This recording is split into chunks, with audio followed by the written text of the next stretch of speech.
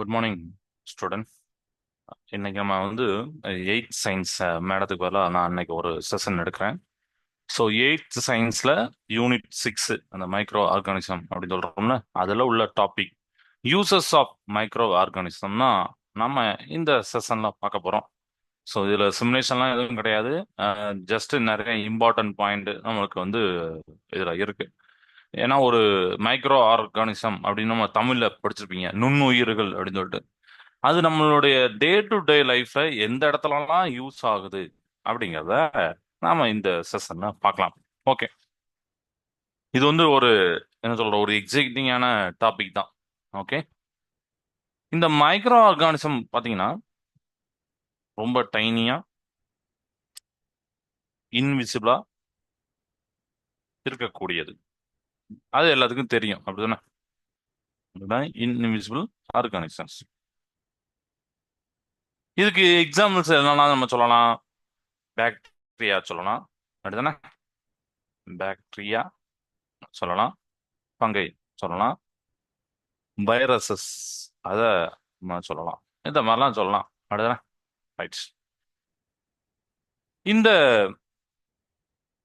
Organism இருக்கக்கூடிய இந்த bacteria அதெல்லாம் சொல்றோம் பார்த்தீங்கன்னா, நம்மளுடைய டே டு லைஃப்ல நம்ம எப்போ பார்த்தாலும் நம்மளை சுற்றி தான் இருக்கு. கரெக்டா? அது நம்மளை சுற்றி தான் அது வாழ்ந்துட்டு இருக்கு. நம்ம கையில மேபி 1000 2000 வைரஸ் இருக்கலாம், 3000 பாக்டீரியா இருக்கலாம், இந்த மாதிரி இருக்கலாம், அப்படிதானே? ஓகே, இப்போ இந்த மைக்ரோ ஆர்கானிசம்னா நம்மளுக்கு வந்து இத பேரை கேட்ட உடனே நம்ம சின்ன வயசுல நினைச்சிருப்போம், ரொம்ப பெரிய கிருமிப்பா, இதெல்லாம் ரொம்ப டேஞ்சரஸ் அப்படின்னு நினைப்போம். நமக்கு காய்ச்சல் வர்றதுக்கு காரணம் இதுதான். அப்புறம் மற்ற மலேரியா, டெங்குன்னு சம்திங் சொல்றோம். கொரோனா கூட ஒரு ஒரு வைரஸ் தான், அப்படிதான் நம்ம பார்த்தோம்ல, ரைட்டா? ஸோ அதனால இது வந்து ரொம்ப வெரி ஹார்ம்ஃபுல் அப்படின்னு நம்ம நினைப்போம், அப்படிதான். You might think micro organism are only harmful, but they are super useful in many ways. அதாவது இதால யூசஸும் நம்மளுக்கு கிடைக்கும் அப்படிங்கறதுதான். சரியா? எப்பவுமே அதுல கெட்டது மட்டும் இல்ல, அதுலயும் சில நல்லது இருக்கு. அந்த நல்லது நமக்கு யூஸ் ஆகுது அப்படிங்கறதுதான் நம்ம தெரிஞ்சுக்கிடக்கூடியது. Today we will explore how they help in medicine, agriculture, industry, அப்புறம் டெய்லி லைஃப், அப்புறம் ஃபுட் ப்ராசஸிங். சரியா? இதுலலாம் இந்த மைக்ரோ ஆர்கானிசம் எப்படி ஹெல்ப்ஃபுல்லா இருக்கு அப்படிங்கறத பார்க்க போறோம். Okay okay, so ready to dive into this ஒரு விசித்திரமான வேர்ல்டு. சரியா? அதுக்குள்ள நம்ம டைவ் ஆகலாம். Let's go. Okay, right. So இதுக்கு முன்னாடி இந்த டாபிக் போறதுக்கு முன்னாடி, can any one name one use of micro organisms? யாராவது ஒருத்தர் சொல்ல முடியுமா? அதாவது ஏதாவது ஒரு நேம், நீங்க எந்த ஒரு மைக்ரோ ஆர்கனைசனோடைய ஏதோ ஒரு யூசஸ், சரிங்களா? ஏதாவது ஒன் நேம் நீங்க சொல்லலாம். Can any one name one use of one? சரி, ஏதாவது ஒன் யூஸ் ஆஃப் மைக்ரோ இருக்குமா நம்மளுடைய டே டு லைஃப்ல? யோசிச்சு பாருங்க. இருக்கு அப்படிங்கறத நம்ம தெரிஞ்சாலும் அது அது எந்த வடிவத்துல இருக்கு அப்படிங்கறத நமக்கு தெரியணும்ல. யோசிச்சு பாருங்க.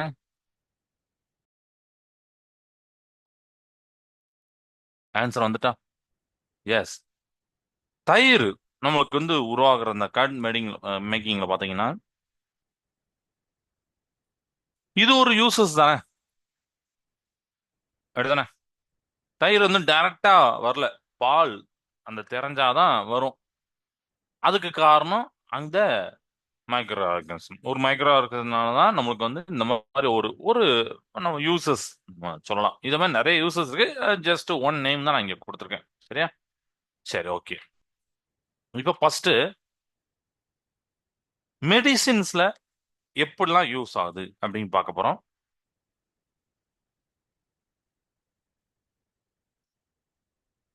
மெடிசின்ஸ்ல எப்படிலாம் மைக்ரோ ஆர்கானிசம் யூஸ் ஆகுது. So first let us talk about மருத்துவம்.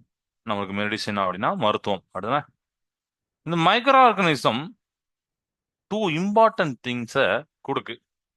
ஒன்னு பாத்தீங்கன்னா ஆன்டிபயோட்டிக்ஸ். அனதர் ஒன் பாத்தீங்கன்னா வெசின்ஸ். இந்த வார்த்தைய ரெண்டுமே இப்போ ரீசெண்ட் டைம்ல நம்ம நிறைய கேள்விப்பட்டிருக்கோம். அந்த காலத்துல இதெல்லாம் வந்து கேள்விப்பட்டிருக்கவே மாட்டோம். நாங்க சின்ன வயசுல இருக்கும்போது பாத்தீங்கன்னா இந்த ஆன்டிபயாட்டிக் வேக்சின் அதெல்லாம் எங்களுக்கு தெரியவே தெரியாது. நாங்க சின்ன வயசுல இருக்கும்போது கூட்டு போய் தடுப்பூசி போட்டுருவாங்க, அதோட அவ்வளவுதான். அதுக்கப்புறம் தெரியாது. ரொம்ப காய்ச்சல் வந்தாலும் அந்த பசங்களோ நாங்களும் என்ன பண்ணுவோம்னா ரொம்ப ஆஸ்பத்திரிக்கோ மாத்திரைலாம் போட மாட்டோம். சும்மா காய்ச்சல் இருந்தா சும்மா ரெஸ்ட் இருப்போம், அவ்வளவுதான். மரம் இருந்துச்சு விளாட போயிடும். பட் இப்போ ரீசெண்ட் டைம்ல நம்ம இந்த ஆன்டிபயாட்டிக் வேக்சின் இதெல்லாம் வந்து நம்ம அதை பத்தி நிறைய பேசிட்டு தான் இருக்கோம். அடுத்த இப்போ ஃபர்ஸ்ட் நம்ம இந்த ஆன்டிபயாட்டிக் பார்க்கலாம். ஸோ ஆன்டிபயாட்டிக் அப்படிங்கிறது these are the medicine that fight bacteria.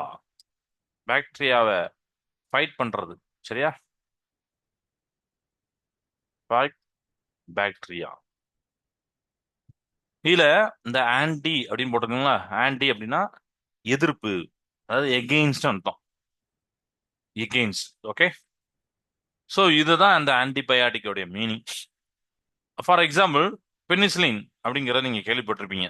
Penicillin. இதை யார் கண்டுபிடிச்சா? உங்களுக்கே தெரியும், சார் அலெக்சாண்டர் ஃபிளெமிங். அப்படிதானே? ஸோ நான் ஷார்ட்டா ஃபிளெமிங் மட்டும் எழுதியிருக்கேன். அலெக்சாண்டர் ஃபிளெமிங் இன் 1928 கண்டுபிடிச்சார். பட் இவர் எங்கிருந்து கண்டுபிடிச்சான்னு பாத்தீங்கன்னா ஒரு ஃபங்கஸ்ல இருந்தான். அந்த ஃபங்கஸ் நேம் பாத்தீங்கன்னா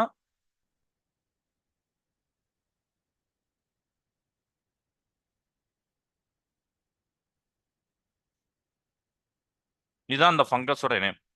பெனிசிலியம் கிரிசோஜெனும் அப்படிங்கிற இந்த ஃபங்கஸ்ல இருந்தா, பாருங்க, ஃபங்கஸ்ல இருந்தா ஒரு மருந்தே கண்டுபிடிக்கிறார். அதுதான் பெனிசிலின்.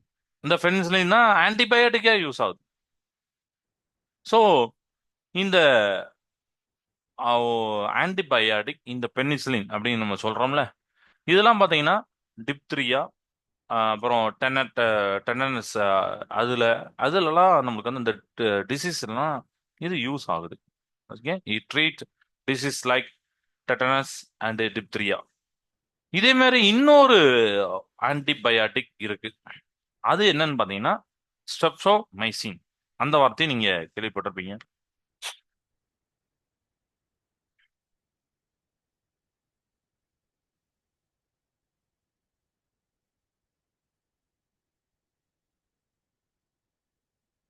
இது இதுவும் பாத்தீங்கன்னா எங்கேருந்து வந்ததுன்னு பாத்தீங்கன்னா ஸ்ட்ரெப்டோமைசஸ் பாக்டீரியா. இது என்ன வந்திருக்கு?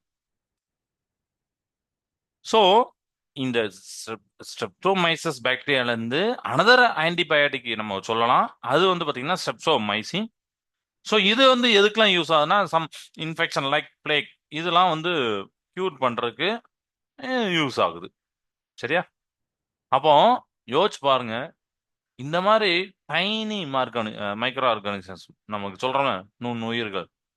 இந்த சின்ன உயிர்களும் நம்மளுடைய வாழ்க்கைய அதை காப்பாத்துறதுக்கு. சரியா? ஏன்னா நமக்கு ஆன்டிபயோட்டிக் இருந்தா தானே நம்ம எகெயின்ஸ்ட் அந்த இதுக்கெல்லாம் நம்மளோட பாடியை இது பண்ண வைக்க முடியுது. எகெயின்ஸ்டா ஒர்க் பண்ண வைக்க முடியாது. அப்ப ஆன்டிபயோட்டிக் நம்ம ஊசி போடுறோம், மாத்திரை போடுறோம். அப்ப நம்மளோட லைஃப் அது காப்பாத்துதுல. ஸோ இன்ஃபெக்ஷன் தடுக்கிறதுக்கு இன்ஃபெக்ஷனா இருக்கக்கூடிய ஒரு ஒரு பாக்டீரியா நம்மளுக்கு வந்து யூஸ் ஆகுது. இது கிளியர் ஆயிட்டா ஆன்டிபயாட்டிக்ல? ரைட். இப்போ நம்ம வேக்சின்ஸ் போலாம். ஸோ வேக்சின்ஸ் இங்க இப்படி எழுதுறேன். வேக்சின்ஸ் இது வந்து எதுக்கு யூஸ் ஆகுதுன்னா நம்ம டிசீஸ்ல இருந்து ப்ரொடெக்ட் பண்ணதுக்கு யூஸ் ஆகுது. கரெக்டா? அப்படிதானே? இப்போ நம்ம கொரோனா டைம்ல வேக்சின்ஸ் போட்டிருப்போம். ஷீல்டு அப்படிலாம் நிறைய போட்டோம். First dose, second dose. Even நாய்க்கு, நீங்க வீட்டில் நாய் வளர்த்தீங்கன்னா கூட அதில் அந்த வேக்சின் போடணும் அப்படிம்பாங்க.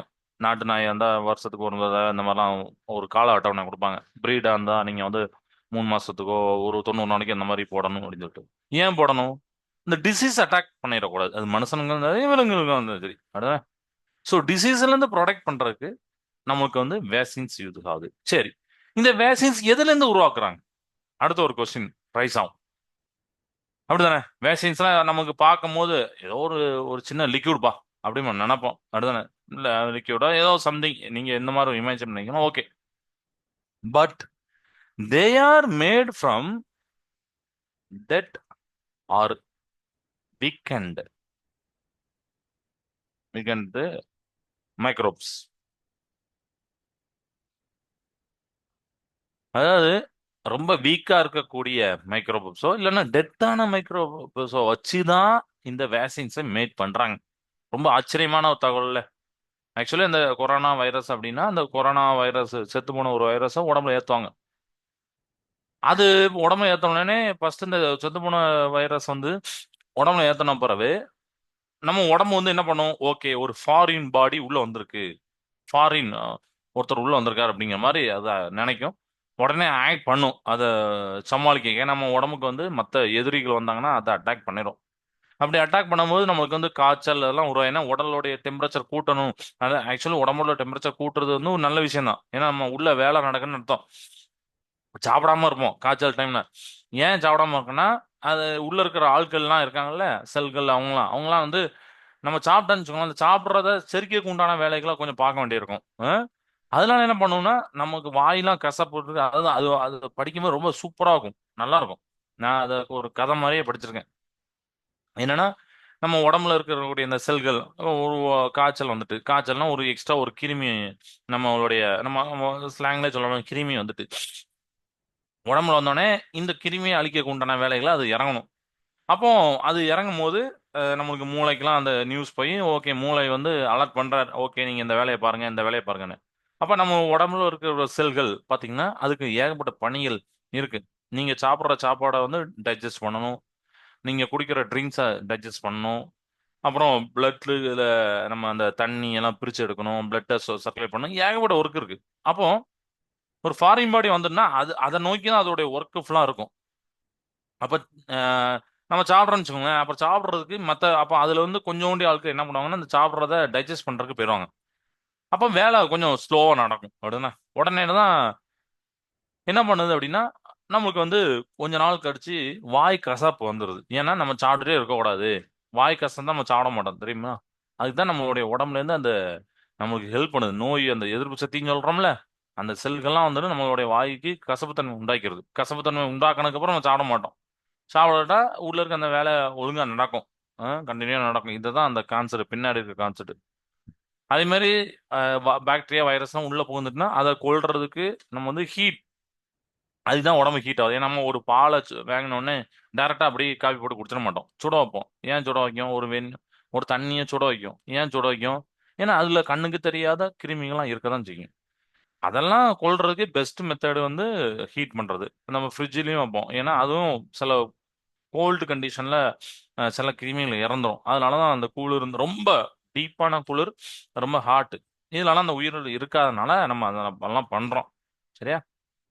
இதெல்லாம் எதுக்கு சொல்றேன்னா அப்போ இந்த டெத்தான அந்த கொரோனா வைரஸை நம்ம உடம்புல செலுத்துவாங்க. அப்போ நம்ம உடம்பு அதுக்கு ஏற்றாலும் ஆக்ட் ஆகும். உடம்பு டெம்பரேச்சர் கூடும், தூக்கமா வரும், டயர்டா இருக்கும், இதெல்லாம் இருக்கும். ஏன்னா நம்ம உடம்பு வேலை நடந்துட்டு இருக்கு. ஸோ அந்த வைரஸ் அழிச்ச உடனே அதுக்கு வந்து ஒரு சக்சஸ் கிடைச்சிச்சு. ஓகே நம்ம அழிச்சிட்டோம்பா அப்படின்னு சொல்லிட்டு திருப்பி ரியலா ஒரு கொரோனா வைரஸ் நம்ம உடம்புல வரும்போது, அதாவது உயிரோட ஒரு வைரஸ் வரும்போது, ஏற்கனவே இந்த நம்மளுடைய நோய் விஷயத்துக்கு அந்த ஏற்கனவே கொரோனா வைரஸை அழிச்ச அந்த ஒரு எக்ஸ்பீரியன்ஸ் வந்திருக்கும், அனுபவம் இருக்கும்.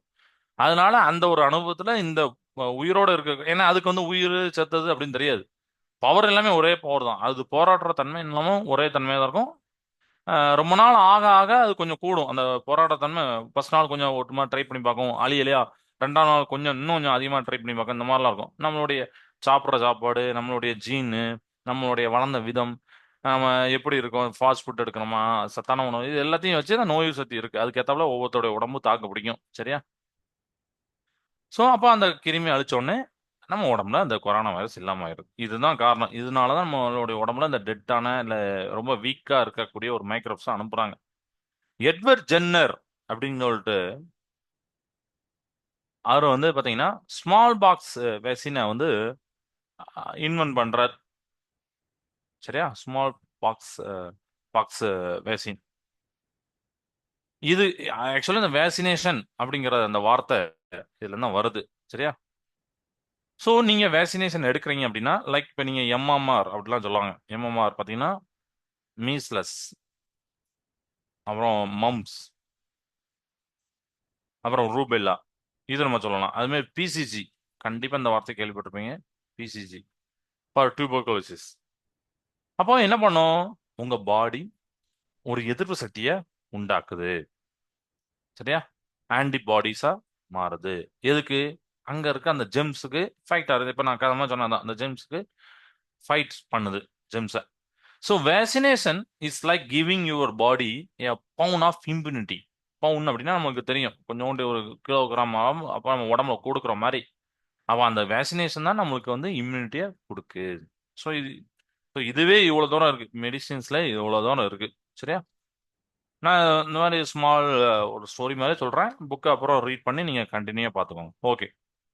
இப்போ உங்களுக்கு ஒரு கொஷின் என்னன்னா, நீங்க உங்க ஃப்ரெண்டு திரும்பி திரும்பி நீங்க வீட்டில் வச்சு நீங்க ஏதாவது ஒரு டிசீஸை சொல்லணும். அந்த டிசீஸை ப்ரிவென்ட் பண்ணக்கூடிய வேக்சின் சொல்லணும். சரியா? மேபி நீங்க ஒரு டியூபர்குலோசிஸ் சொல்லலாம். அப்ப அதுக்கு என்ன, அது என்ன, அதை ப்ரிவென்ட் பண்றதுக்கு என்ன மாதிரி வேக்சின்ஸ் யூஸ் பண்ணாங்க? மீஸ்லஸ் சொல்லலாம். அதை ப்ரிவென்ட் பண்றதுக்கு என்ன மாதிரி வேக்சின்ஸ் யூஸ் பண்ண, இந்த மாதிரி தெரிஞ்சுக்கிட்டு டிஸ்கஸ் பண்ணிட்டு அதை நீங்க கிளாஸ்ல ஷேர் பண்ணுங்க. இந்த நோய்க்கு இந்த வேக்சின்ஸை யூஸ் பண்ணுவாங்க அப்படிங்கிறத நீங்க டிஸ்கஸ் பண்ணுங்க. ஓகே. இப்போ நெக்ஸ்ட் அக்ரிகல்ச்சர். மெடிசன்ல பார்த்தோம். இப்போ அக்ரிகல்ச்சர்லையும் யூஸ் ஆகுதா சார்? அங்கேயும் நல்லா யூஸ் ஆகுது. நம்ம எல்லாத்துக்கும் விவசாயம் தெரியும். விவசாயம் தெரியும்னா விவசாயம் வார்த்தை மட்டும்தான் தெரியும், விவசாயம் பண்றது தெரியாது. ஆனா விவசாயம் பண்ணாதான் நம்மளாம் வாழ முடியும் அப்படின்னு அக்ரிகல்ச்சர். ஸோ இந்த மைக்ரோ ஆர்கனிசம் அந்த சாயில, அந்த நம்ம வயக்காடு அப்படின்னு சொல்லுவோம், அந்த வயல் அப்படின்னு சொல்லுவோம் அப்படின்னா, அந்த வயலை ஃபெர்டைல் அண்ட் ப்ராடக்ட் கிராப்ஸ் இந்த மாதிரி மாத்துது.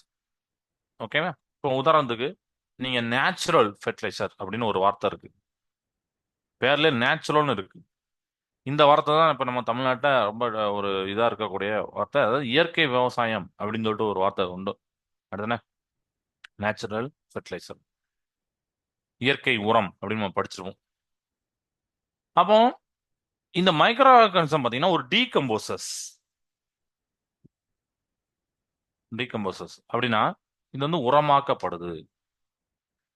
அது என்ன பண்ணுன்னா அந்த வேஸ்ட நைட்ரேட்டா மாத்துது. அப்ப நைட்ரேட்டை மாத்தினோடனே, நைட்ரேட் ரொம்ப ரொம்ப ரொம்ப நல்லது அந்த மண்ணுக்கு. ஸோ அந்த மேக்ஸ் சாயில் ரிச். சரியா? வேஸ்ட்ல இருந்து நைட்ரேட்டா மாத்துது. அதுக்கு இந்த மைக்ரோ ஆர்கானிசம், இந்த டீகம்போசஸ் யூஸ் ஆகுது. அதனால இது வந்து நம்ம வந்து நேச்சுரல் ஃபெர்டிலைசர் அப்படின்னு சொல்றோம். அதாவது இயற்கையான உரம் அப்படின்னு சொல்றோம். இது வந்து இயற்கையா சுத்தம் பண்ணக்கூடிய ஒரு ப்ராசஸ். ஓகே. அதே மாதிரி ரெண்டாவது பாத்தீங்கன்னா நைட்ரஜன் ஃபிக்ஸ்டேஷன். அடுத்த டாபிக், அடுத்த பாயிண்ட்ல பாத்தீங்கன்னா nitrogen fixation. So some bacteria பாத்தீங்கன்னா, இப்போ ரைசோபியம் எடுக்கிறீங்க.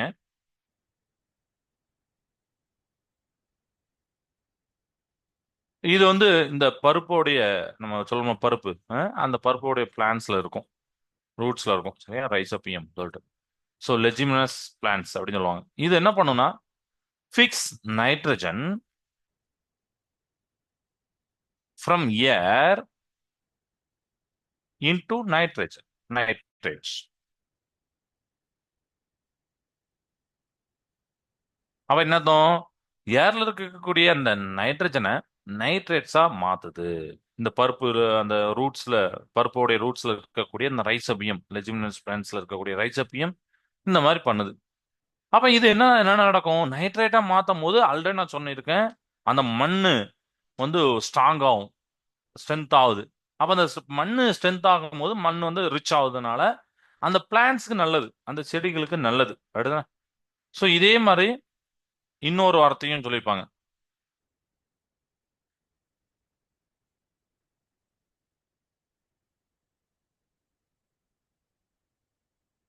cyanobacteria like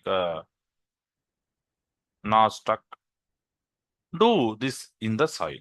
சரி, இதுவும் அந்த மாதிரி சொல்லியிருக்காங்க. ஓகே, இதெல்லாம் நம்ம ஞாபகம் வச்சுக்கோங்க. அப்புறம் பயோ கண்ட்ரோல் ஏஜென்ட்ஸ்.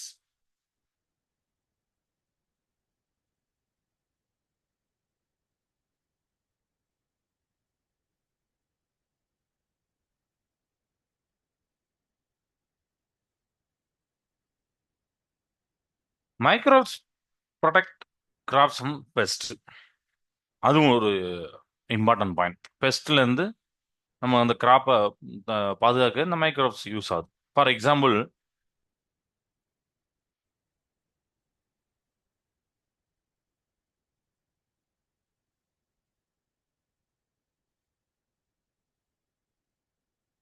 இது வந்து பிடி அப்படின்னு சொல்லுவாங்க, பெசிலஸ் துரிஞ்சிசஸ் அப்படின்னு சொல்லுவாங்க. சரியா, இது வந்து என்ன பண்ணும்னா காட்டன்ல கில் இன்செக்ட்ஸ். ஓகே, ஸோ இதே மாதிரி நம்மளுக்கு மைக்ரோப்ஸ் வந்து மற்ற பெஸ்ட்ல இருந்து கிராப்ஸை ப்ரொடெக்ட் பண்றதுக்கு பாதுகாக்க யூஸ் ஆகுது. இங்க கூட நம்ம ஒரு வைரஸை பார்த்தோம் அப்படின்னா, அதே மாதிரி ட்ரைஜோடெர்மா ஃபங்கை பார்த்தீங்கன்னா அது ஒரு யூசஸ் இருக்கும்.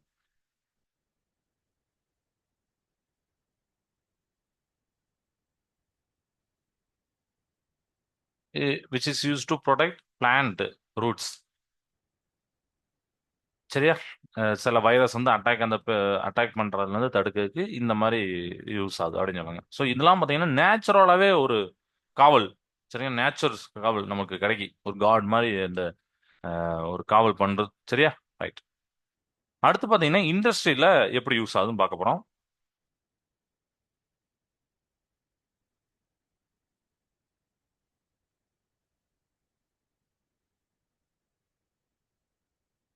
இண்டஸ்ட்ரியில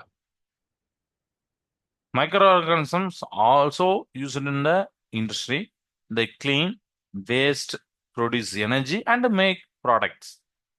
உதாரணத்துக்கு ஃபர்ஸ்ட் சீவேஜ் ட்ரீட்மெண்ட் பார்க்க போறோம். சீவேஜ் ஆல்ரெடி உங்களுக்கு தெரியும். சீவேஜ் ட்ரீட்மெண்ட்ல பார்த்தீங்கன்னா ஏரோபிக் மைக்ரோப்ஸ் அப்படின்னு இருக்கக்கூடிய ஏரோபிக் மைக்ரோப்ஸ் அப்படின்னு இருக்கக்கூடிய இப்போ நைட்ரோபாக்டர் அப்படின்னு ஒரு இதை எடுத்துக்கலாம். எக்ஸாம்பிள் நைட்ரோ, இதெல்லாம் ஏரோபிக் மைக்ரோப்ஸ் வந்து நைட்ரோ பாக்டர். இது என்ன பண்ணுன்னு பார்த்தீங்கன்னா ஆர்கானிக் வேஸ்ட்டை ஈட் பண்ணிடும். ஆர்கானிக் வேஸ்ட்டை ஈட் பண்ணிடும். ஓகே, ஆனோரோபிக் பாக்டீரியாவும் இருக்கு. ஆனோரோபிக் பாக்டீரியாவுக்கு எக்ஸாம்பிள் பார்த்தீங்கன்னா methanobacterium. Methanobacterium also help. இதுவும் யூஸ் ஆகுது. ஸோ இதெல்லாம் என்ன பண்ணுதுன்னா அந்த தண்ணியை கிளீனாக வச்சுக்கிட்டு யூஸ் ஆகுது. எவ்வளோ பெரிய இம்பார்ட்டன்ட் பார்த்தீங்கன்னா மைக்ரோப்ஸ் தான். ஏரோபிக் பாத்திரம், அனாரோபிக் பார்க்கும். ஏரோபிக்ல பார்த்தீங்கன்னா இந்த நைட்ரோ பாக்டர் அது உங்களோட பக்கம். அது வந்து என்ன பண்ணும், ஆர்கானிக் வேஸ்ட்டை ஈட் பண்ணிடும். ஈட் பண்ணினா திங்கன்னா சாப்பிட்டுருந்தா அப்போ க்ளீன் ஆகும். அதே மாதிரி ஆனரோபிக் பாக்டீரியா பார்க்கும்போது மெத்தனோ பாக்டீரியம் அதுவும் நம்மளுக்கு ஹெல்ப் பண்ணுது. இதெல்லாம் இந்த இடத்துல யூஸ் ஆகுது. அதுக்கப்புறம் பார்த்தீங்கன்னா biogas. Biogas production.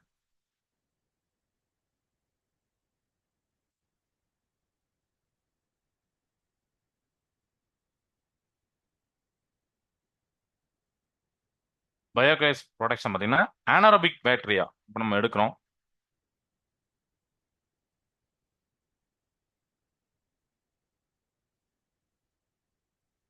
Anaerobic bacteria இது என்ன பண்ணுனா இந்த ஹியூமனோடைய அனிமலோடைய பிளான்ட் வேஸ்ட்டை மீத்தேனா ப்ரொடியூஸ் பண்ணுது. சரியா, அதாவது மீத்தேனா பயோகேஸ். ஸோ இந்த அனிமல், ஹியூமன், பிளான்ட் வேஸ்ட்டை மீத்தேனா அதை வேஸ்ட்டை வந்து பிரேக் டவுன் பண்ணி மீத்தேனை ப்ரொடியூஸ் பண்ணுது. இந்த மீத்தேன் தான் பயோகேஸ். இந்த பயோகேஸ் வச்சு நீங்க குக்கிங் பண்ணிக்கலாம், எலக்ட்ரிசிட்டிக்கு யூஸ் பண்ணிக்கலாம். சரியா, இந்த பாக்டீரியா பேர் பார்த்தீங்கன்னா அதனால இந்த மீத்தேன் கேஸை உருவாக்குறதுனால இந்த பேரே பார்த்தீங்கன்னா இப்படி போட்டிருப்பாங்க, மெத்தனோஜென்ஸ் அப்படின்னு சொல்லிட்டு போட்டிருப்பாங்க. சரியா, ஸோ இது வந்து இந்த இந்த மாதிரி வைரஸ் வந்து நம்மளுக்கு என்ன முக்கியமான என்ன வாயு உற்பத்தி, அதாவது இந்த பயோகேஸ் சொல்றோம்ல, அந்த வாயு உற்பத்தியில இம்பார்ட்டண்டா இருக்கு.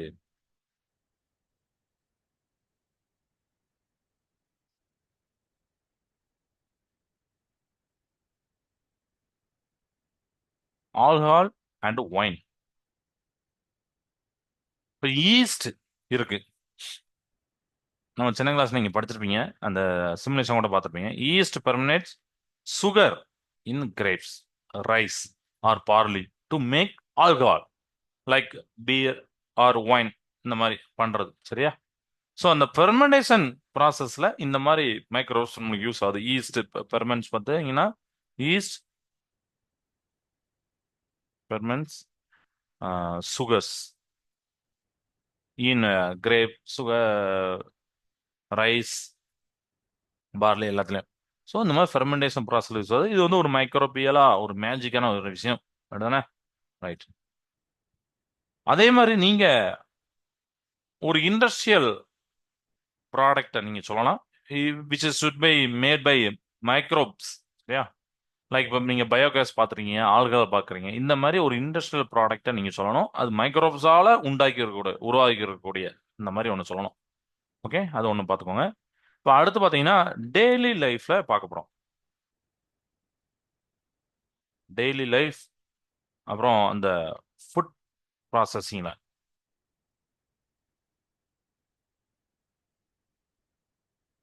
Micro organism are part of our life. அது நம்மளுக்கு தெரியும் டெய்லி லைஃப்ல. அடுன உணவு, ஃபுட்லேயும் ரொம்ப ரொம்ப முக்கியம். ஸோ இந்த ஃபுட் ப்ராசஸிங் அதுலேயும் இருக்கு.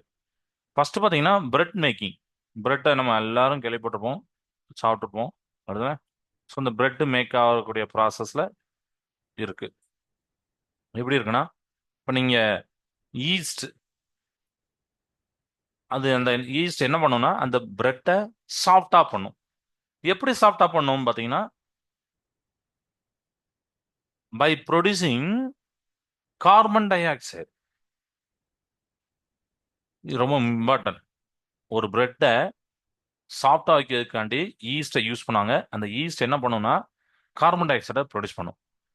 அதனால தான் நம்ம வந்து அந்த பிரெட்டை பார்த்தீங்கன்னா ரொம்ப ஒரு ஃப்ளஃபியாக இருக்கும். அடுத்தனா நம்ம அந்த பிரெட்டை சாப்பிட்றதுக்கு காரணம் என்னது, அந்த ஒரு ஃப்ளஃபி நேச்சர் தான். ரொம்ப நம்ம சாஃப்டாக இருக்கிறது தான். ரொம்ப ஹார்டாக இருந்தால் அந்த பிரெட்டை நம்ம சாப்பிட மாட்டோம். இந்த சாஃப்டாக இருக்க காரணம் இந்த ஈஸ்ட் தான். அது வந்து கார்பன் டை ஆக்சைடை ப்ரொடியூஸ் பண்ணுது. அது மாதிரி சம் அல்கே லைக் நீங்கள் பார்க்கலாம், கலரலா, அதெல்லாம் பார்த்தீங்கன்னா ப்ரோட்டீன்ஸை ஆட் பண்ணும், விட்டமின்ஸை அந்த பிரெட்டுக்கெலாம் ஆட் பண்ணும். இதெல்லாம் வந்து இம்பார்ட்டன்ட் பாயிண்ட் தெரிஞ்சுக்கலாம். ஓகே. அடுத்து கர்ட், சீஸ். இந்த இடத்துல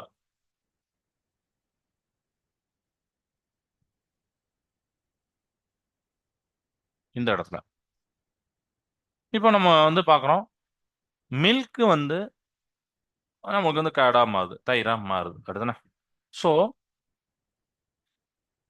lacto bacillus bacteria turn milk, மில்கோட லாக்டோஸை லாக்டிக் ஆசிடா மாத்துது. லாக்டோஸை, மில்கோட லாக்டோஸை மாத்துறதுக்கு எந்த அந்த பேரே அப்படியே வச்சிருக்காங்க, லாக்டோ பேசிலஸ் பாக்டீரியா லாக்டிக் ஆசிடா மாத்துது. ஸோ அதனால நமக்கு தயிர் கர்ட் கிடைக்கும். இந்த கர்டில் பார்த்தீங்கன்னா அந்த டேஸ்ட் பார்த்தீங்கன்னா ஒரு சோர் டேஸ்ட் இருக்கும். And curd is process to make paneer. அது காட்டேஜ் சீஸ், சீஸ் அப்படின்னு சொல்லுவோம்ல, அந்த பன்னீரும் நம்மளுக்கு வந்து உருவாகுது. இந்த கர்டு வந்து ப்ராசஸ் பண்ணுறோம் சரியா. ஓகே, இது வந்து அந்த இந்த மாதிரி இடத்துல யூஸ். அதுக்கப்புறம் பார்த்தீங்கன்னா human intention. In human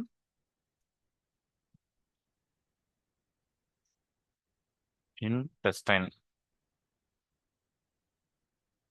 lacto bacillus acidophilus in our intestine, அதாவது குடல்ல. இது என்ன பண்ணுன்னா ஃபுட்டை டைஜஸ்ட் பண்றதுக்கு யூஸ் ஆகுது. And fight bad germs. சரியா? இதெல்லாம் இதுல உண்டான ஒரு இம்பார்ட்டன்ட் பாயிண்ட். பாருங்க, நம்ம உடல்லையும் அந்த குடல்லையும் பார்த்தீங்கன்னா லாக்டோபாசிலஸ் அசிடோபிலஸ் அப்படிங்கிற இது இருக்கு, மைக்ரோப்ஸ் இருக்கு. நம்ம சாப்பிட்ற சாப்பாடை டைஜஸ்ட் பண்றதுக்கு யூஸ் ஆகுது. அந்த பேடா இருக்கக்கூடிய அந்த ஜெம்ஸை அதையும் ஃபைட் பண்ணுது. இப்போ அடுத்து ஃபுட் ப்ராசஸிங், அந்த ஃபுட் ப்ரிசர்வேஷன்ல நம்ம ஃபுட் ப்ரிசர்வேஷன் பார்க்க போறோம். ஒரு உணவுப் பொருளை பாதுகாக்கணும், ரொம்ப நாள் பாதுகாக்கணும் அப்படின்னா எப்படி யூஸ் ஆகுது? Microbes helps preserve food through the fermentation and pickling அப்படின்னு ரெண்டு ப்ராசஸ் மூலயமா உணவை வந்து அந்த ஃபுட்டை வந்து பாதுகாக்கு microbes. Fermentation and pickling. For example நீங்க இட்லி, தோசை இதெல்லாம் பார்ப்பீங்க. இந்த idli and dosa batter ferments permanent with bacteria. அப்போ அதனால நமக்கு வந்து அந்த இது டேஸ்டியா இருக்கு, லாங் லாஸ்டிங்கா இருக்கு. அதே மாதிரி நீங்க ஊறுகா கேள்விப்பட்டிருப்பீங்க, ட்ரெடிஷனல் மெத்தட். அந்த பிக்லிங் பார்த்தீங்கன்னா use மைக்ரோவ்ஸ் to keep food fresh. அப்படின்னா அப்போ அந்த ஃபுட் வந்து ஃப்ரெஷ்ஷாக இருக்கும். நீங்கள் ஊறுகாய் என்னைக்கு எடுத்த பார்த்தாலும் அது ஃப்ரெஷ்ஷாக தான் இருக்கும். அதே அந்த எண்ணெய் அப்படியே இருக்கும், இந்த ஈரப்பதம் அப்படியே இருக்கும். இதெல்லாம் இந்த ஃபுட் ப்ரிசர்வேஷன் தான் இருக்கு. சரியா? So மைக்ரோவ்ஸ் help preserve food through the fermentation and pickling. For example, நீங்க இட்லி and தோசை பேட்டர் பார்க்கலாம். So idli and dosa batter fermentates with bacteria, making it tasty and long lasting. And as well as நம்ம traditional மெத்தட்லையும் ஊறுகாய் பார்க்கும்போது இந்த microbes வந்து அந்த ஃபுட்டை வந்து ஃப்ரெஷ்ஷாக வைக்கிறதுக்கு யூஸ் ஆகும். இப்போ நீங்க வந்து ஒரு குரூப் ஆஃப் ஒரு 3 or 4 ஃப்ரெண்ட்ஸ் நீங்க உட்காந்துக்கிட்டு நீங்க ஏதாவது ஒரு ஃபுட்டை பத்தி டிஸ்கஸ் பண்ணுங்க. சரியா? நீங்க சாப்பிடக்கூடிய ஏதாவது ஒரு ஃபுட்டு. ஆனா அந்த ஃபுட்டு பார்த்தீங்கன்னா மைக்ரோஸ் யூஸ் பண்ணக்கூடிய ஒரு ஃபுட்டாக இருக்கணும். உதாரணம் நம்ம இங்கே சொன்ன மாதிரி இட்லி, கட், பிரெட் இந்த மாதிரி ஏதோ ஒன்று இருக்குல்ல, இதே மாதிரி நீங்கள் டிஸ்கஸ் பண்ணுங்க. Discuss one food you eat that uses micros. நீங்கள் சாப்பிட்ற சாப்பாடை நீங்கள் வந்து ஒன்று டிஸ்கஸ் பண்ணால் அந்த மைக்ரோஸ் வந்து யூஸ் பண்ணும். அந்த மாதிரி ஒரு இது ஆக்டிவிட்டி மாதிரி பண்ணுங்க. ஓகேவா? இதுதான் இன்னைக்கு கிளாஸ்ல. ஸோ நம்ம வந்து இந்த நுண்ணுயிர்கள் அப்படிங்கிற மைக்ரோ ஆர்கானிசத்தை பத்தி பார்த்தோம். அது வந்து நமக்கு வந்து டேஞ்சர்ஸ் மட்டும் இல்லாம நிறைய இடத்துல யூஸ் ஆகுது. அடுத்தானே மெடிசின்ஸ்ல, அக்ரிகல்ச்சர்ல, இண்டஸ்ட்ரியில, டெய்லி லைஃப்ல, அப்புறம் ஃபுட்ல. From penicillin to thayir they make our life better. அப்படின்னா பெனிசிலின்ல உருவாக்குறதுல இருந்து தயிர் கிடைக்கிற வரைக்கும் பார்த்தீங்கன்னா நம்மளோட லைஃபை பெட்டரா ஆக்குறதுக்கு இந்த மைக்ரோ ஆர்கானிசம் மைக்ரோப்ஸ் யூஸ் ஆகுது. ஓகேவா? ஸோ இதை நீங்கள் யோசிச்சு பாருங்க. இது நம்ம எப்படிலாம் இன்னும் நம்ம சார்ட் போட்டு எப்படி படிக்கலாம், இல்லை படம் ட்ரா பண்ணி படிக்கலாம், எப்படி இல்லை புல்லட்ஸ் பாயிண்ட் எழுதி படிக்கலாம் அப்படிங்கிறத பாருங்க. Okay, right.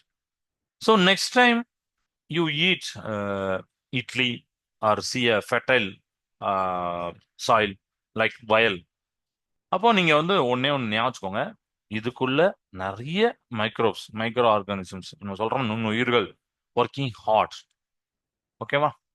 நீங்க ஒரு இட்லியை பார்க்கும் போதோ இல்லைன்னா ஒரு வயக்காடை பார்க்கும் போதோ வயல்ல இருக்க அந்த மண்ணை பார்க்கும் போதோ ஆகா ரைட்டு இதுல லட்சக்கணக்கான நுண்ணுயிர்கள் ரொம்ப ஹார்டா ஒர்க் பண்ணுது அப்படின்னு சொல்லிட்டு. ஓகேவா? இதை நீங்க ஞாபகம் வைக்கிறது ரொம்ப ரொம்ப நல்லது. ஏன்னா நமக்கு வந்து ஜஸ்ட் இது மட்டுமே இல்லை, அதாவது ஒரு டாபிக்கா 2 மார்க் 3 மார்க் மட்டுமே கிடையாது. இதை வந்து என்ன பண்ணணும்னா டெய்லி லைஃப்ல யோசிச்சு பார்க்கணும், இது எங்க யூஸ் ஆகுது, எப்படி யூஸ் ஆகுது அப்படின்னு சொல்லிட்டு. ஓகே, பார்த்துடலாமா? ஸோ ஆன்டிபயாட்டிக் அப்படின்னா நான் குயிக்காக ரீகால் பண்ணியிருந்தேன். மைக்ரோ ஆர்கானிசம் இன் மெடிசனில் பார்த்தோம். ஏன்னா மைக்ரோ ஆர்கானிசம் அப்படின்னா ரொம்ப ரொம்ப டைனியாக இருக்கக்கூடிய பவர்ஃபுல்லான, ஆனால் அதே நேரத்தில் கண்ணுக்கு தெரியாத அப்படிதானே மிகப்பெரிய உதவிகள்லாம் செய்யக்கூடியது தான் மைக்ரோ ஆர்கானிசம் நுண்ணுயிர்கள். எங்கெல்லாம் யூஸ் ஆகுது அப்படி பார்த்தா நிறைய இடத்துல யூஸ் ஆகுது. பிரெட் இந்த இடத்துல யூஸ் ஆகுது. ஃபர்ஸ்ட் நம்ம வந்து மெடிசின் பார்க்குறோம், ஆன்டிபயாட்டிக் வேக்சின்ஸ் அப்படின்னு பார்த்தோம். ஸோ ஆன்டிபயாட்டிக்னு பார்த்தீங்கன்னா ஆன்டி அப்படின்னா எகெயின்ஸ்ட் அப்படின்னு அர்த்தம். அந்த பாக்டீரியா அந்த வைரஸுக்கு பாக்டீரியாவுக்கு எகெயின்ஸ்டாக ஒர்க் பண்ணுறது அப்படின்னா certain micros like fungi and bacteria பார்த்தீங்கன்னா ஆன்டிபயாட்டிக்ஸை ப்ரொடியூஸ் பண்ணுது. இப்போ நம்ம அதுக்கு பெனிசிலின் பார்த்தோம், அலெக்சாண்டர் ஃபிளெமிங் டிஸ்கவர் பண்ணாரு. அது வந்து ஃபங்கஸ்ல தான் டிஸ்கவர் பண்ணாது. அந்த ஃபங்கஸ் வேற பெனிசிலியம் கிரிசோஜனம் அப்படின்னு சொல்லிட்டு ஒன்று நம்ம சொன்னோம். அப்படின்னா இது இந்த மாதிரிலாம் பண்ணோம். இந்த ஆன்டிபயாட்டிக்கு லைக் டெட்டனஸ் அண்ட் டிப்திரியா அந்த மாதிரி டிசீஸை வந்து கியூர் பண்றதுக்கு இது பண்றதுக்கு ஒர்க் ஆகுது அப்படின்னா. வேக்சின்ஸ் வேக்சின்ஸ் பார்த்தீங்கன்னா இந்த டெட்டான ரொம்ப வீக்காக இருக்கக்கூடிய மைக்ரோப்ஸை யூஸ் பண்ணி தயாரிக்கக்கூடியதான். பிசிஜி டியூபர் காலிஸ்க்கு யூஸ் பண்ணாங்க. எம்எம்ஆர் மீஸ்லஸ் மம்ஸ் ரூபெல்லா, அதனால அந்த பேரே மீஸ்லஸ் மம்ஸ் ரூபெல்லா, அதனால தான் எம்எம்ஆர் அப்படின்னு சொல்றாங்க. இதெல்லாம் இருக்கு. ஓகேவா? ஸோ இந்த இந்த இந்த மெடிசின்ஸ், இந்த வேக்சின்ஸ், ஆன்டிபயோட்டிக்லாம் மருந்துகளும் சரி தடுப்பூசிகளும் இதெல்லாம் இதெல்லாம் எதுக்கு? நம்மளை காப்பாத்துறதுக்கு, நம்ம உயிரை காப்பாத்துறதுக்கு, அப்படிதானே? ஸோ நம்மளை காப்பாத்தல இது வந்து முக்கிய பங்கு வகிக்குது. ஓகே, இது கிளியர் ஆயிட்டா? அடுத்து அக்ரிகல்ச்சர் பார்த்தோம். அக்ரிகல்ச்சர்ல நேச்சுரல் ஃபெர்டிலைசர் பார்த்தோம். மைக்ரோஸ் வந்து டீகம்போசஸா யூஸ் ஆகும். இந்த டீகம்போசஸா ஒர்க் பண்ணி என்ன பண்ணும்னா அந்த பிரேக் டவுன் பண்ணும், ஆர்கானிக் வேஸ்ட்டை பிரேக் டவுன் பண்ணும். பண்ணி அந்த சாயில நியூட்ரிஷன்ஸ் அப்படிங்கிற அந்த நைட்ரஜன் அதெல்லாம் பார்த்தோம்னா அதை வந்து ரிலீஸ் பண்ணும். அதனால அந்த மண் வந்து ரிச் கண்டென்ட் ஆயிருது. ஒரு மண் நல்லா வளமா இருந்தால் தான் அந்த அதில் செடி வளர முடியும். அப்படிதானே? அது நீங்க பாத்தீங்கன்னா விவசாயில பாத்தீங்கன்னா அந்த மண்ணை நிறைய ரொட்டேட் பண்ணுவாங்க. அதுக்கு தான் நமக்கு வந்து இந்த உரம்லாம் அடிக்காங்க. பட் நம்ம பேசுறது நேச்சுரலா போடுறது என்னையும் பெஸ்ட். அந்த மண்ணு தரமா இருந்தாதான், வளமா இருந்தாதான் அதுல போடக்கூடிய அந்த பயிர் வந்து விளையும். இல்லைன்னா அது விளையாது. இல்லைன்னா அது நோய் சீக்கிரம் அட்டாக் ஆகிடும். நிறைய இது இருக்கு, அதுலயும் பாயிண்ட்ஸ் இருக்கு. சரியா? சரி. அப்புறம் நைட்ரஜன் ஃபிக்சேஷன் அப்படிங்கிறத பார்த்தோம். இப்போ அது ரைசோபியம் பார்த்தோம். அது வந்து லெஜிமினஸ் பிளான்ட்ஸ்ல லைக் பீன்ஸ், பீஸ், இந்த இந்த மாதிரி பிளான்ட், அந்த பருப்பு வகைகள் நம்ம சொன்னோம்ல, அதுல அதோடைய ரூட்ஸ்ல வாழக்கூடிய அந்த இது பார்த்தோம், ரைசோபியம். அப்புறம் bio control agents, some microbes protect plants from pest, அப்படிதானே? பேசிலஸ் துரிஞ்சினிசஸ் அப்படின்னு ஒன்று பார்த்தோம், அது பெஸ்ட் கண்ட்ரோல் அப்படின்னு சொல்றோம். அப்புறம் ட்ரைச்சோடர்மா அப்படின்னு பார்த்தோம், ஃபைக்ஸ் பிளான்ட் டிசீசஸ். ஸோ இதெல்லாம் பார்த்தீங்கன்னா பயோ கண்ட்ரோல் ஏஜென்டாவே ஒர்க் ஆகுது. பெஸ்ட்ல இருந்து அந்த பிளான்ஸை பாதுகாக்கிறதுக்கு யூஸ் ஆகுது. சரியா? அடுத்து இண்டஸ்ட்ரீஸ்ல பார்த்தோம், சீவேஜ் ட்ரீட்மெண்ட்ல வாட்டரை கிளீன் பண்றதுக்கு யூஸ் ஆனுச்சு அப்படின்னு பார்த்தோம். நைட்ரோ பாக்டர், அப்புறம் மெத்தனோ பாக்டீரியம், இதெல்லாம் பார்த்தோம். அப்போ பயோகேஸ் ப்ரொடக்ஷன், மைக்ரோப்ஸ் வந்து அந்த அனிமல் வேஸ்ட்டை பிரேக் டவுன் பண்ணுது. அப்புறம் நமக்கு மீத்தேன் கேஸ் உருவாகுது. கரெக்டா? நம்ம அதெல்லாம் பார்த்தோமா? மீத்தேன் கேஸை உருவாக்குறது அதான் பார்த்தோம். ஆல்கஹால் ப்ரொடக்ஷன் பார்த்தோம். ஆல்கஹால் ப்ரொடக்ஷன் என்ன பார்த்தோம்? இந்த ஈஸ்ட் வந்து பெர்மனன்ஸ் பண்ணும். அப்படிதானே? ஈஸ்ட் பெர்மெண்டேஷன் அந்த ப்ராசஸ்ல பண்ணி அந்த சுகர் இன் ரைஸ் கிரேப்ஸ்ல இருக்கக்கூடிய அந்த சுகரை பெர்மனன்ஸ் பண்ணி நம்மளுக்கு வந்து ஆல்கஹாலா கிடைக்கும். ஆல்கஹால் ப்ரொடியூஸ் பண்ணுது. அப்படிதானே?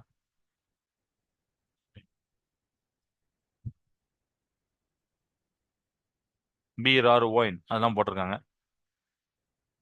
ஸோ தண்ணீரை சுத்தம் பண்ணணும். அப்புறம் உயிர் எரிவாயும் வாங்க, பயோ கேஸ் அப்படிங்கன்னா உயிரி எரிவாயும். ஏன்னா பயோ அப்படின்னா உயிரி, கேஸ்னா எரிவாயு. இதை தயாரிக்கணும். எல்லாத்துலேயும் இந்த மைக்ரோப்புகள் நமக்கு வந்து மைக்ரோப்ஸ் வந்து யூஸ் ஆகுது. ஓகேவா? அப்புறம் டெய்லி லைஃப்ல பிரெட்டு கேக் மேக்கிங் அந்த இடத்துலலாம் யூஸ் ஆகுது. நீங்க வந்து பிரெட்டில் இந்த ஈஸ்ட் ஆட் பண்றீங்க, CO2 gas, carbon dioxide release ஆகுது நம்ம பார்த்தோம். அதனால சாஃப்டா ஃப்ளஃபியா இந்த இது இருக்கு, அப்படி அப்படி ஊதுனாப்புல இருக்கும்ல ஃப்ளஃபியா, அதுக்கெல்லாம் இந்த ஈஸ்ட் தான் யூஸ் ஆகுது. அப்புறம் கர்ட் சீஸ் ப்ரிப்பரேஷன்ல பார்த்தீங்கன்னா லாக்டோபேசிலஸ் அப்படிங்கிற ஒரு இதை பார்த்தோம், மைக்ரோப்ஸ் பார்த்தோம். இந்த லாக்டோபேசிலஸ் அது என்ன பண்ணும், மில்க் வந்து தயிரா மாற்றும், கர்டா மாற்றும். கர்டோட டேஸ்ட் பார்த்தீங்கன்னா ஒரு சோ டேஸ்ட். ஏன் அப்படின்னா அதில் ஆசிட் இருக்கு, ஆசிட்டுக்கு தான் அந்த சோ டேஸ்ட் உண்டு. அதனால நமக்கு அந்த அந்த தயிரை பார்த்தீங்கன்னா ஒரு மாதிரி சுவையா இருக்கும். அப்படின்னா ஏன்னா லாக்டிக் ஆசிட் அதில் இருக்கு. அது மாதிரி நம்மளுடைய பாடியிலையும் மைக்ரோப்ஸ் இருக்கு அப்படின்னு சொல்லி பார்த்தோம். லைவ் இன் அவர் இன்டென்ஷன்ஸ் அப்படின்னு சொல்லி பார்த்தோம். அப்படின்னா அதெல்லாம் எதுக்கு தான் யூஸ் ஆகுனா இந்த மாதிரி டைஜஷன், லாக்டோபேசிலஸ் ஆசிடோபிலஸ் அப்படின்னு ஒரு வார்த்தையை பார்த்தோமா, ஞாபகம் இருக்கா?